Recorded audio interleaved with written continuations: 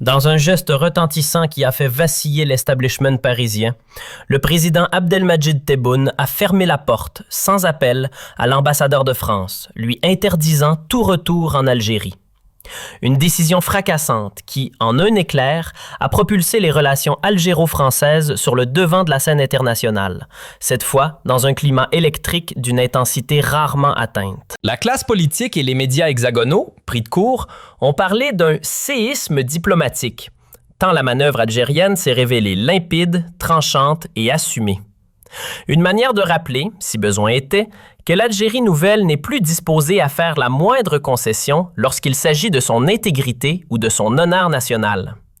Ce n'est donc ni par caprice, ni sous l'effet d'une impulsion que cette mesure est tombée. Elle s'ancre dans un enchaînement préoccupant de provocations que l'Algérie, dans un geste retentissant qui a fait vaciller l'establishment parisien, le président Abdelmadjid Tebboune a fermé la porte, sans appel, à l'ambassadeur de France, lui interdisant tout retour en Algérie. Une décision fracassante qui, en un éclair, a propulsé les relations algéro-françaises sur le devant de la scène internationale, cette fois dans un climat électrique d'une intensité rarement atteinte. La classe politique et les médias hexagonaux, pris de court, ont parlé d'un séisme diplomatique, tant la manœuvre algérienne s'est révélée limpide, tranchante et assumée. Une manière de rappeler, si besoin était, que l'Algérie nouvelle n'est plus disposée à faire la moindre concession lorsqu'il s'agit de son intégrité ou de son honneur national. Ce n'est donc ni par caprice, ni sous l'effet d'une impulsion que cette mesure est tombée. Elle s'ancre dans un enchaînement préoccupant de provocations que l'Algérie considère comme autant de dépassements de seuil tolérables, à commencer par l'implication directe du diplomate français dans une émission publique diffusée sur une chaîne d'État française, dont le contenu, truffé d'attaques contre les autorités algériennes, frôle l'insulte institutionnelle. Le ministère algérien des Affaires étrangères a estimé que cette participation constituait une bénédiction officielle d'une campagne médiatique hostile. Les médias français, visiblement déstabilisés par l'annonce, ont d'abord tenté d'en minimiser la portée, avant de passer à l'attaque et à la remise en cause, puis à une forme de stupeur face à l'ampleur du soutien populaire et politique en Algérie à cette décision, perçue comme un acte souverain fort, marquant un tournant profond dans la gestion des relations avec Paris. Plusieurs médias français ont parlé de gifles diplomatiques et de messages forts de Tebboune, tandis que des analystes ont reconnu que l'Algérie n'est plus ce partenaire que l'on peut facilement soumettre à la pression.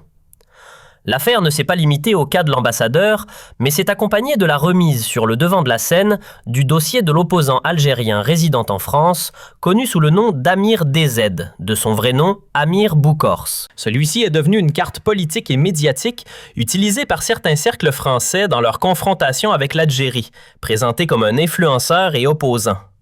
Il fait pourtant l'objet de 9 mandats d'arrêt internationaux émis par la justice algérienne pour des accusations graves, notamment fraude, diffamation et atteinte aux institutions de l'État.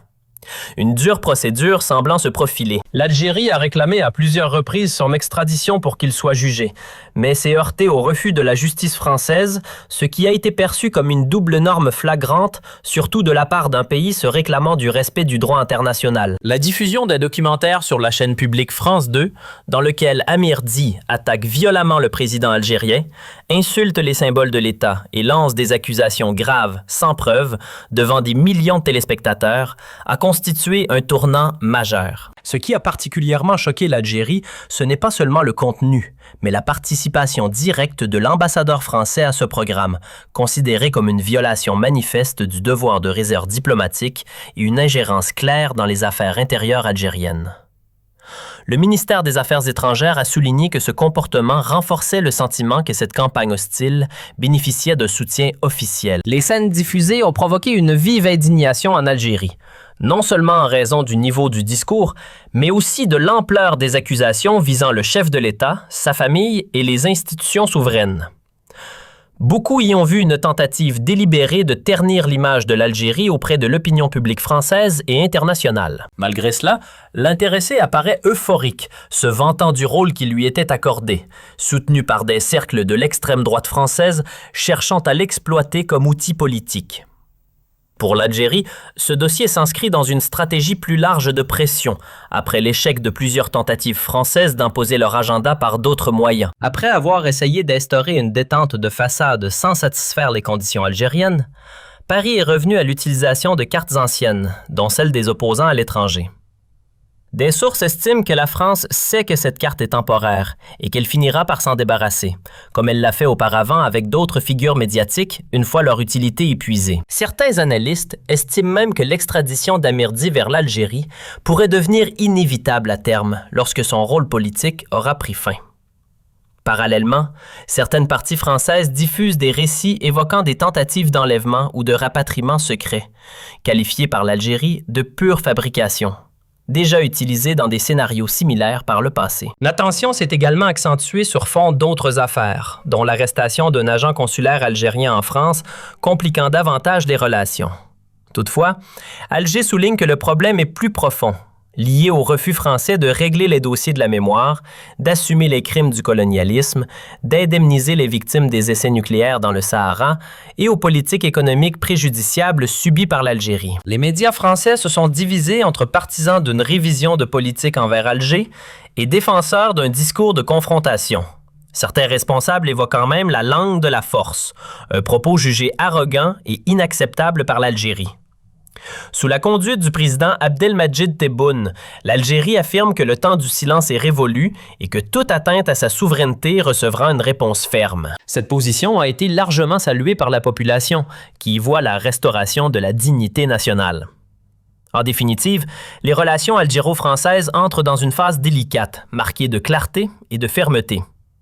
L'Algérie se dit ouverte à un partenariat équilibré, basé sur le respect mutuel, mais refuse catégoriquement toute forme de pression, d'ingérence ou de chantage. Ce qui se déroule aujourd'hui entre l'Algérie et la France dépasse largement le cadre d'un simple incident diplomatique ou d'une crise conjoncturelle liée à une déclaration, à un programme télévisé ou à une personne en particulier. Il s'agit plutôt de l'expression d'une transformation profonde dans la nature des relations entre deux pays, liées par une histoire complexe, lourde de conflits, de blessures et d'une mémoire encore douloureuse que les tentatives répétées d'embellissement politique n'ont jamais réussi à effacer. Les décisions prises par l'Algérie durant cette période traduisent une volonté politique claire de redéfinir les règles de la relation avec Paris sur de nouvelles bases, fondées sur le respect mutuel, la non-ingérence dans les affaires intérieures et une relation d'égal à égal, loin de toute logique de tutelle ou de chantage. Les événements récents ont démontré que l'Algérie n'accepte plus d'endosser indéfiniment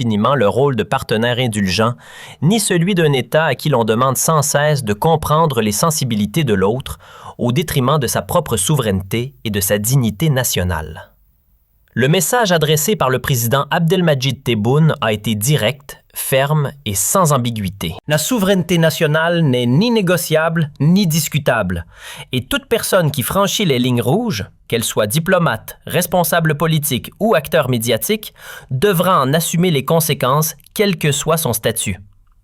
Cette nouvelle approche a trouvé un large écho au sein de l'opinion publique algérienne, où beaucoup ont vu dans ces décisions un retour de l'État à la défense active de ses symboles et de ses institutions, après de longues années de relations déséquilibrées. Parallèlement, cette crise a mis en lumière le profond désarroi qui règne au sein de la classe politique et médiatique française, manifestement surprise par l'attitude d'une Algérie qui n'est plus disposée à accepter les anciennes méthodes de pression. Les tentatives de recyclage de certaines figures ou de certains dossiers sensibles, dans le but de déstabiliser l'Algérie ou de la pousser à la concession, n'ont fait qu'aggraver la situation et renforcer la conviction, côté algérien, que certaines démarches françaises relèvent davantage de calculs politiques que d'une volonté sincère d'apaisement. Le recours persistant à des discours médiatiques provocateurs, parfois agressifs, sous couvert de liberté d'expression, n'a fait qu'approfondir la fracture et nourrir la méfiance. Le problème de fond ne se limite donc ni à une affaire diplomatique précise, ni à un dossier judiciaire isolé, mais réside dans l'absence d'un traitement sérieux et courageux des grands dossiers historiques qui pèsent sur la relation bilatérale depuis des décennies. La question de la mémoire, avec son cortège de crimes, de souffrances et d'injustices, reste irrésolue. Le dossier des essais nucléaires français dans le Sahara algérien demeure ouvert, tout comme celui de la reconnaissance pleine et entière des responsabilités historiques du colonialisme. Tant que ces questions continueront d'être esquivées ou minimisées, toute tentative de normalisation restera fragile et incomplète. De son côté, l'Algérie affirme clairement qu'elle ne recherche ni la rupture ni l'escalade. Elle se dit prête à construire une relation équilibrée, fondée sur des intérêts partagés et sur le respect réciproque. Elle est consciente que la géographie, l'histoire et les liens humains imposent une forme de dialogue et de coopération. Cependant, elle refuse catégoriquement que cette relation se fasse au détriment de ses principes fondamentaux. Toute véritable détente ne pourra voir le jour que si elle s'accompagne d'actes concrets, traduisant une volonté authentique de rompre avec les pratiques du passé et d'ouvrir une nouvelle page fondée sur la franchise, la responsabilité et le courage politique. Cette séquence a également révélé une évolution notable de l'opinion publique algérienne, devenue plus vigilante et plus sensible à tout ce qui touche à la souveraineté nationale. Les discours ambigus et les justifications convenues ne trouvent plus le même écho qu'autrefois. Ce réveil citoyen constitue aujourd'hui un appui solide à la position officielle de l'État et renforce sa capacité à faire face aux pressions extérieures. Dans le même temps, l'Algérie, en diversifiant ses partenariats internationaux et en redéfinissant ses priorités stratégiques, ne considère plus la France comme un partenaire exclusif ou incontournable, ce qui modifie profondément les équilibres traditionnels de la relation bilatérale. Au final, ce qui se joue aujourd'hui peut être perçu comme le passage obligé vers une nouvelle phase. L'Algérie cherche à affirmer sa vision, son rôle régional et sa place